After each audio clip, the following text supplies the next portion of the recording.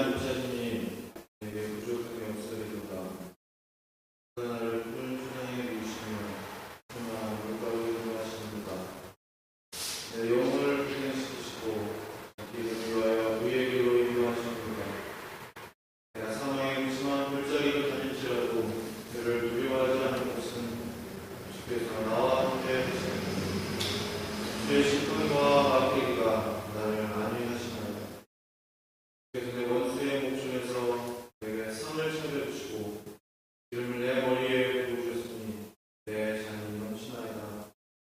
내 평생의 선하심과 인자하심이 반드시 나를 따르리니 그가 여호와의 집에 영원히 살리로다. 우리의 목자가 되시고 인도자가 되시고 우리를 충만한 물가로 인도하여 주시는 신실하신 하나님을 이 아침에 다시 한번 의지하며 나아갑니다. 거룩하신 하나님의 전에서 기도하며 하나님 앞에 우리의 마음의 소원들을 할 때에 하나님으로부터 귀한 응답들을 받는 하나님의 은혜를 경험하는 이 새벽에 되게 하여 주옵소서. 감사함을 드리며 예수님의 이름으로 기도합니다.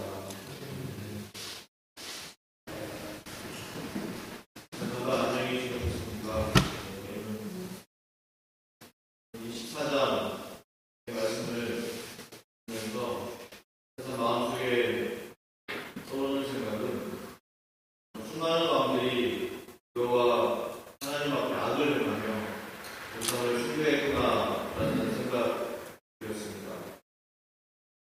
여기 기록된 이스라엘의 역사는 사실 왕들의 역사라고 말해도 과언이 안 되는 것입니다.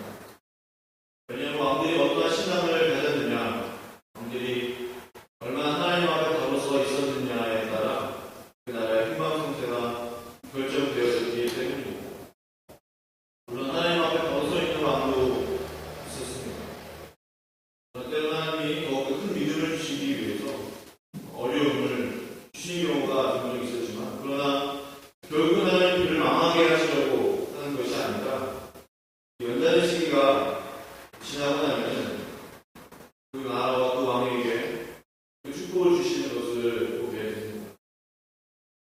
백성들이 스스로 타락해서 한 나라가 망한 적이 없고, 왕이 잘하고 있는데 백성들이 스스로 타락해서 하나님의 진노를 산 적이 거의 없음을 왕들이, 영적인 지도자들이, 선지자들이 타락하여 백성들로 하여금 범죄하게 만드는 경우가 대부분인 것을 성경을 통해 발견하게 됩니다. 저와 같은 이스라엘들이 얼마나 하나님 앞에 깨어 있어야 하는지에 대한 그 중요성을 다시금 마음에 간직하게 됩니다. 사실 예수 잘 믿으면 만사를 통한다는 말을 저는 다 믿지 않습니다. 왜냐하면 믿음의 성장을 위해 때로는 우리에게 하나님이 고난을 주시기 때문에 그렇습니다. 하지만 정말 하나님만을 의지하고 신뢰하고 겸손히 하나님만을 구하는 자녀를 하나님이 망하게 하시거나 고통 가운데 영원히 두지 않으심을 저는 믿습니다. 하나님 말씀대로 순종하면 그분의 축복을 받게 되는 것이 이스라엘에게 약속하신 하나님의 언약이었습니다. 여기 선화 전체를 통해서 말씀하신 하나님의 메시지는 사실 매우 단순했습니다. 왕을 세우시면서 세움받은 왕이 하나님의 말씀을 지키고 하나님의 말씀대로 순종하고 좌우하거나 치우치지 않게 나라를 다스린다면 그 나라가 잘 될 것이고 축복을 해주시겠다는 사실 하나님의 메시지는 매우 단순했습니다.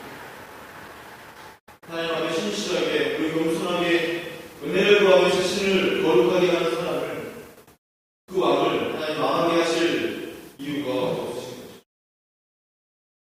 저는 이제 유다의 멸망을 앞두고 있는 이 시점에서 다시 한번 하나님만을 의지하고 그분만을 바라보는 것에 대해서 생각해보고, 또한 한 나라에 세움받은 그 왕이 지도자에게 역할이 얼마나 중요한지를 다시 한번 생각해보게 됩니다. 하나님을 바라보고 의지하는 것이 정말로 그렇게 어려운 일인가라는 생각을 다시 한번 해보게 됩니다. 때로는 우리의 믿음이 연약하여 쓰러질 때도 있습니다. 그러나 완전히 하나님으로부터 돌아서고 그 마음에 하나님 주기를 멀리 한다면 그 결과는 불보듯 뻔한 일이 아니겠습니다. 마음의 중심이 하나님께 있다면 사실 다시금 일어날 수 있고 하나님의 은혜를 주시는 것을 우리 잘 알고 있습니다. 북이스라엘 그리고 유다 땅에는 그렇게 하나님 앞에 신실한 인물이 없었을까 라는 생각을 해보게 됩니다. 10줄 다 썼으면 하나님 앞에 신실할 수 있지 않았을까. 수많은 질문들이 제 마음 가운데 들기 시작했습니다. 하나님 사실 사람의 외모를 보지 아니하고 중심을 보시는 하나님이십니다. 중심을 보시면서 사람을 세우시는 분이십니다. 벌써 기름 부음 받은 왕의 직책을 받은 사람들이 어쩌면 그렇게도 악하게 우상을 섬기고 악한 일을 할 수 있을까 라는 생각을 하게 되는 것이죠. 마치 다윗 이후로 하나님이 왕을 세우시는데 관여를 하지 않는 것처럼 보일 정도로 참으로 악한 왕들이 수없이 많이 있었습니다. 이제 그 악한 왕들 때문에 하나님의 진노는 이제 크게 달하게 되었습니다. 그래서 오늘 본문은 사실 하나님의 심판의 손이 이제 막 임하기 시작하는 그 시점에 말씀을 드립니다. 하나님 주의 많은 이방 나라들의 군대를 여호와 기획에 보내십니다. 유다에게 보낸 것이 아니라 여호와 기획에 보내게 점점 하나님의 심판이 임하기 시작하는 것이죠. 또 바벨론은 유다를 자신들의 그 나라의 속국으로 삼기를 시작합니다. 바벨론이 예루살렘 성을 에워싸고 성전에 들어가서 성전 안에 금그릇들을 가져가기 시작합니다. 모든 용맹스러운 군사들과 용사들을 데려갑니다. 또한 왕의 자손들과 아내들과 권세 있는 자들을 모두 바벨론으로 끌고 가기 시작합니다. 그리고 힘없고 병든 자들만 그 땅에 안겨주게 되었습니다. 하나님의 성전은 서서 이방인들에 의해서 유린되어 파괴되어 있습니다. 한때 하나님의 영광이 가득했고 다윗이 하나님을 예배할 때 그분의 영광의 그룹이 가득했던 하나님의 성전이 이제는 이방인들의 손에 의해 파괴되기 시작합니다. 이 시점에서 하나님이 또한 말씀하시죠. 이 유다에게 임함은 여호와의 말씀대로 그들을 자기 앞에서 물리치고자 하시니 이는 므낫세의 지은 모든 죄 때문입니다. 므낫세는 그의 아버지 시드기야가 부수고 무너뜨린 우상들을 다시 세운 사람입니다. 그러나 하나님의 힘이 있고 임재가 있는 하나님의 영광이 있는 성전에다가 우상을 가져다 제단을 쌓고 우상을 섬기는 장본인입니다. 그는 또한 자신의 아들들을 불 가운데로 지나가게 하면서 점을 치고 신접한 자들과 박수들을 시임하면서 마치 그들의 말을 듣고 그들을 하나님이냐 섬겼던 의지했던 그러한 왕이었습니다. 여호와의 앞에서 수없이 많은 악들을 행하게 되었습니다. 아사야 목상을 만들었습니다. 성경에 보니까 이방 사람들보다 더 악하게 범죄한 왕이었다고 기록하고 있는 것입니다. 또한 자신의 백성들, 특히 무고한 자들을 수없이 많이 흘리게 했던 그 무고한 자들과 예루살렘에 차고 넘쳤다라고 기록할 만큼 수없이 많은 사람들의 생명을 앗아갔던 그런 악한 왕이었습니다. 여기 22장에 보니 무고한 자의 피를 12만이 흘려 예루살렘 이 끝에서 저 끝까지 가득하게 하였다. 오늘 본 4절에서도 또 그가 무죄한 자의 피를 흘려 그의 피가 예루살렘에 가득하게 하였습니다. 여호와께서 사하시기를 즐겨하지 아니하시니 저는 므낫세의 죄를 보면서 마음이 아팠습니다. 마음이 불했습니다. 고통스러웠습니다. 상상해보세요. 온갖 우상들을 다 가져다가 하나님의 성전에서 섬기기를 시작합니다. 왕이 한 사람이 점을 치고 구슬하고 사람들을 죽이고 그렇게도 한 나라의 책임질 왕이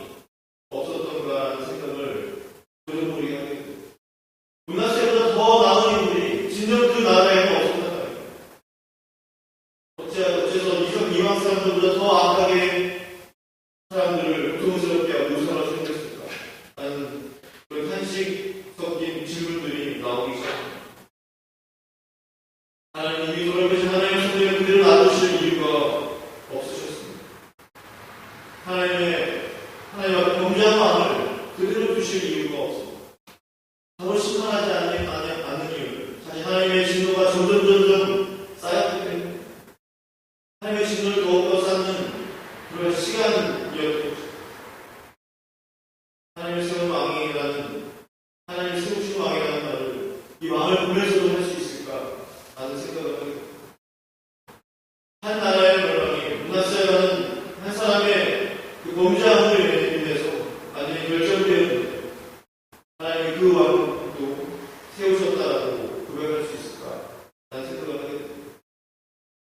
이 유다에게 왕은 문하세의 지은 모든 죄 때문입니다. 오늘 본 3절에서 분명히 말씀하고 계십니다. 사실 문하세의 그 죄만까지 하나님이 심판하시겠습니까? 그렇지 않죠. 지금까지 모든 왕들이 악한 그 행위들이 더해지고 더해져서 결정적으로 문하세의 그 죄를 보시면서 이제 하나님의 심판 임할 때가 되었다라고 이제 결정하시게 된 것입니다. 한 사람의 왕, 한 사람의 영적 리더의 역할이 얼마나 중요한지 다시 한번 마음 가운데 생각해 보겠습니다. 우리 교회 사역자들을 위해서 또한 한 나라의 대통령을 위해서 유정자들을 위해서 특별히 교회 담임 목사님을 위해서 교회 전문인들을 위해서 직분을 맡은 분들을 위해서 기도해야 되겠다는 생각을 많이 하게 됩니다. 왜냐하면 한 주님의 몸된 교회가 세워지는데 그분들의 위치가 너무나도 중요하기 때문에 그렇습니다. 1984년에 그랬는데 킬링 프린스라는 영화가 있었습니다. 영화는 캄보디아의 독재자 폴 포트가 이끄는 크메르 민족의 캄보디아의 대학살을 다룬 그런 영화였습니다. 실제로 캄보디아의 역사를 다룬 영화이기 때문에 전 세계 수많은 사람들이 이 영화를 통해서 캄보디아의 뼈아픈 역사를 눈으로 생생하게 체험하게 되었습니다. 한 사람이 위해서 얼마나 중요한지에 대해서 철저하게 깨달을 수 있는 그런 영화였습니다. 캄보디아에서 지난 1975년부터 1979년까지 그렇게 오래되지 않았습니다. 폴포트의 지휘 아래 3년 7개월간 전체 인구 700만 명 중 3분의 1에 해당하는 200만 명에 가까운 사람들이 그의 손에 의해 학살되었습니다. 자신을 반대하는 사람이라면 지식인들, 정치인들, 돈이 있는 사람들, 그 무고한 어린 아이들까지, 특히 젊은이들까지 수많은 사람들이 죽어나갔습니다. 리서치를 하면서 알게 된 것은 참 가슴 아픈 것은 어린 아이들을 죽이기 위한 나무가 따로 마련되어 있었다고 합니다. 자기 아버지가 폴포트의 반대의 세력에 있었다면 그 자손들까지 어린 아이들까지도 모두 다 죽이게 되었습니다. 딱 어린 아이들만을 죽이기 위한 나무가 마련되어 있었고 그 나무에서 어린 아이들만을 죽였다는 그런 기사를 보게 되었습니다. 참으로 가슴 아픈 일이었습니다. 한 나라의 지도자로 인해 그 캄보디아 국민들은 철저한 고통을 당해야 하는 것입니다. 이스라엘 역사도 마찬가지라는 생각이 듭니다. 소수, 사실 지금 얼마 안 되는 사람들에 의해서 이스라엘 역사는 자지우지가 되었습니다. 얼마 안 되는 왕들 때문에 수천 명, 수만 명이 죽고 살기를 반복했습니다. 수없이 많은 순진한 어린아이들과 죄 없는 무고한 여자들과 청년들과 그 노인들이 죽어나갔습니다. 한 사람의 이거 한 사람의 그 지도자가 얼마나 중요한지 아무리 강조해도 지나치게 없습니다. 개인적으로 여러분이 지난 이스라엘 역사로만 보고 싶지 않습니다. 단지 그 왕들을 통해서 교훈을 얻는 정도로만 마치고 싶지 않은 것이죠. 사실 지금 여러분이 선언은 계속해서 세워지고 있다고 생각합니다. 단지 성경으로 우리가 한눈으로 볼 수 없는 것뿐이지 수없이 많은 교회와 사회와 민족과 나라에서 이 열왕기의 선언은 진행형으로 계속되고 있는 것입니다. 인정하고 싶지 않지만 사실 이스라엘의 역사는 이스라엘 왕들이 하나님에 대한 반역과 불순종과 우상 숭배의 역사로밖에 드러날 수가 없습니다. 간혹가다 하나님의 마음에 드는 하나님 앞에 신실한 왕들이 있었지만 전 세계의 역사는 하나님께 대한 단연과 불순종이었습니다. 몇십 명의 왕들 때문에 한 나라의 국민이 고통받고 죄에 빠지고 나라가 깨어진 것을 보면서 지도자를 위해 영적 기도를 위해 기도해야 되겠다는 굳은 결심을 다시 한번 이 아침에 냈습니다. 하나님 우리의 간절한 기도와 중보의 마음을 기다리시며 진정으로 자복하고 하나님께 회개함으로 나아갈 때 그분 우리의 기도를 응답해 주시고 모든 혼란을 통해서 구원해 주실 것입니다. 열왕기에 기록된 대부분의 왕들처럼 하나님을 떠나거나 불순종하거나 하나님보다 다른 것을 더 사랑하지 말고 오직 하나님의 말씀만을 신뢰하고 나는 이 땅에서의 삶이 주 안에서 늘 은혜가 넘치시기를 주의 이름으로 축원드립니다. 기도하시겠습니다. 하나님 아버지, 그렇습니다. 이제 열왕기가 25장이면 마무리가 됩니다. 유다의 멸망으로 열왕기가 마무리되는 이 시점에서 우리에게 주시는 교훈이 무엇입니까? 하나님이 세우신 대부분의 왕들이 하나님을 반역하고 하나님을 배신하고 하나님을 버렸습니다. 우리 이것을 통해서 무엇을 배워야만 할까요? 한 사람의 리더, 한 사람의 지도자, 그 영향력과 역할이 얼마나 중요한지 다시 한번 생각해 보게 됩니다. 만약에 우리의 눈을 여셔서 우리의 기도의 영역을 넓히셔서 영적인 리더를 위해, 지도자를 위해서, 위정자들을 위해서, 목회자들을 위해서 기도할 수 있는 그런 믿음을 우리에게 허락하여 주시옵소서. 감사함을 드려 예수님의 이름으로